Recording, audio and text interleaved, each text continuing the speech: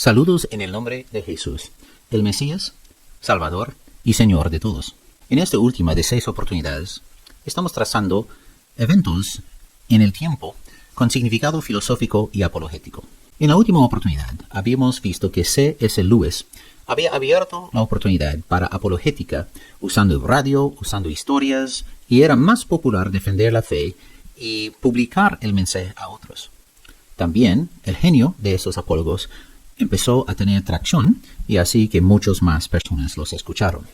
Es un momento muy emocional estudiar entre el año 1955 hasta el día presente, cuando vemos ahí varios actores que están proponiendo las ideas de emancipación sociológica de la humanidad, liberando de un Dios opresor, y las ideas de unos apólogos que contestan con bastante cordura y sus respuestas siendo superiores a cualesquiera en el pasado. Así que empezamos este grupo, el primer grupo de actores, con Cornelius Van Til. En 1955, él publicó The Defense of the Faith, o La Defensa de la Fe.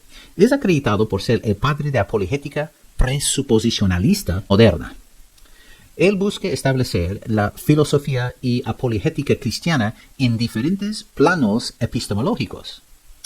Así que era el rey de los apólogos presuposicionalistas. Es decir, en vez de siempre estar usando razón para convencer al incrédulo, empiece con declaración. Declara lo que es la verdad. Y él muestra con su educación y preparación, muestra que la declaración es el trabajo del creyente, no el convencer al creyente. Alvin Plantinga, él era de Inglaterra. Él en 1967 estableció un biblicismo que no es lógicamente inconsistente. Muchos dicen que, ¿cómo puede haber un buen Dios que puede todo y sabe todo, pero todavía hay mal en el mundo? Él ha argumentado que esto no es lógicamente inconsistente por A, B, C, D y F razones. Publicó su libro God and Other Minds, o Dios y otras mentes, empezando una nueva era de aceptación profesional de los filósofos cristianos. Desafortunadamente, en el mismo año, Jacques Derrida publicó su libro La Voix et Phénomène, o El discurso de los fenómenos. Era un historiador, escritor de 40 libros, pero en esperanza de promover una emancipación ideológica por medios literarios, retó las presuposiciones de la cultura del Este. Igual como la escuela de Frankfurt, Jacques Derrida estaba atacando especialmente la cultura de los Estados Unidos, queriendo deshacer el monopolio de cristianismo y sus presuposiciones. Derrida propuso que un texto literario no podría tener un solo significado, ni una palabra en ello podría. Así que la constitución de un país, es muy interpretable. Y la Biblia, aún más.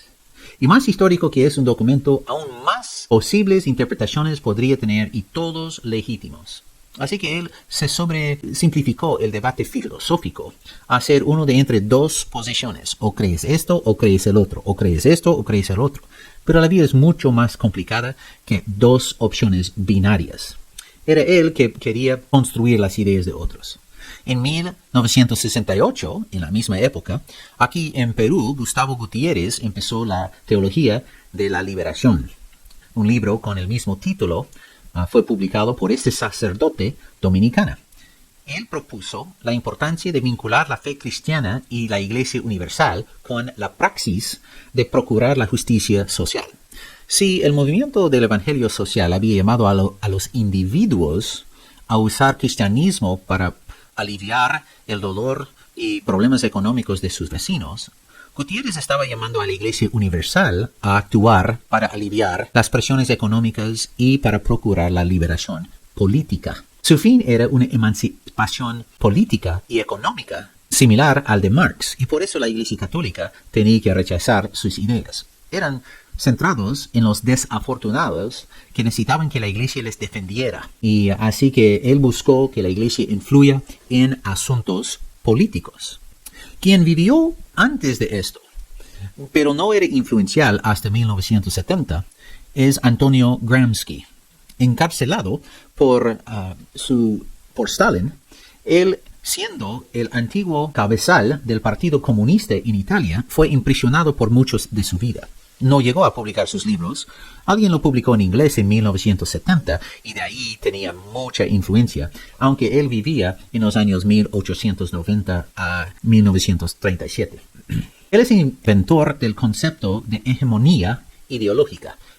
En su libro Escritos de la prisión, él mostraba cómo los guardianes ahí usaron el instituto y la fuerza para procurar entre los prisioneros la complicidad, dando por voluntad sus propios derechos. Él creía que la clase dominante mantenía su control usando los institutos de religión, educación, las leyes y los artes, y era tiempo para reclamar estos. Mientras Marx buscaba colapsar la sociedad por completo, Gramsci llamó a las personas a simplemente reemplazar su fundamento ideológico con el uso de palabras, es decir, quien controlaba los institutos y el idioma que usan, controla la sociedad. Y tanto Derrida como Gramsci y también Gustavo Gutiérrez, todos estaban buscando revolución en la sociedad, una emancipación de los humanos fuera de que Cristo sea el Redentor.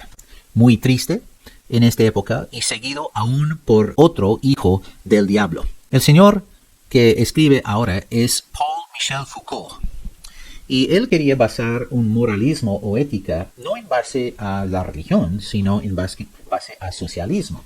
Su primer libro, entonces, La historia de la sexualidad, era escrito durante la revolución sexual. Y este llegó a ser la Biblia para estudios universitarios de feminismo, homosexualismo y teorías de queer, trazando la influencia histórica de las dinámicas de conocimiento y poder en las actitudes hacia la sexualidad. Básicamente dijo, la gente tiene ideas acerca de su propia sexualidad porque se han impuesto en ellos por los que controlan la sociedad. Está buscando emancipar a personas y si hay alguien que está tras, sus ideas están tras transgenerismo, es él, porque sus ideas fueron aceptadas por muchos universitarios. Hay mucho más en los apuntes si quiere estudiarlo aún más, pero procedemos al apólogo y ahora tenemos 3 apólogos que nos dan mucha esperanza hacia el futuro. Francis Schaeffer era un pastor presbiteriano, un hombre muy bondadoso. Y él había escrito el Manifiesto Cristiano, contestando el Manifiesto Comunista y los documentos del Manifiesto Humanista. Él trató de amorosamente dialogar con el mundo para ayudar a personas a examinar las conclusiones lógicas de sus filosofías. Así que Francis Schaeffer puso el modelo de entrar en un debate amigable, no perder la paciencia y simplemente seguir adelante argumentando para el cristianismo sin perderse los papeles, sin perder el control. Y era una combinación de evidencialista, pensando que la razón y evidencias tienen que ofrecerse, y también presuposicionalista. Enfatizaba la necesidad de integridad en la filosofía cristiana en el estilo de vivir. Era parte de su personalidad y parte de su educación. Hay esperanza también en el grupo que guía Kelly James Clark. Los apólogos reformados proponen una nueva epistemología que exalta el valor de la revelación divina a ser tan válido como el uso de razón. Han empezado un movimiento de presuposicionalismo reformado basado en algunas palabras claves del mismo Calvino.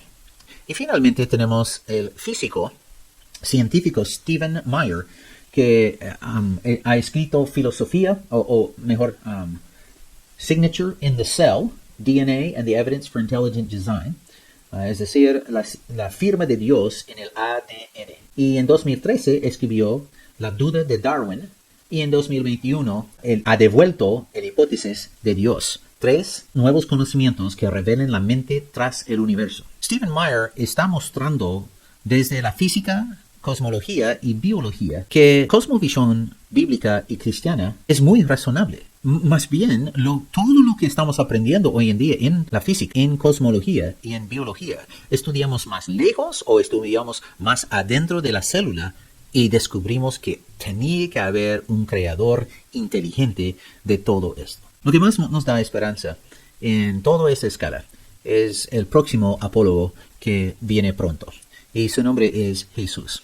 Y él va a dar una defensa de su reino. Cuando viene pronto va a establecer su palabra como la única fuente confiable para conocer la verdad. Jesús viene pronto y debemos estar preparándonos.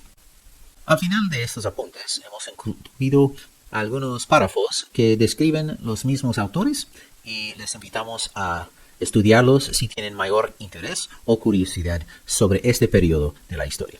En toda esta serie de videos hemos descubierto que desde la creación y la caída del hombre, los hombres han estado buscando emanciparse, es decir, librarse y vivir autónomos de Dios.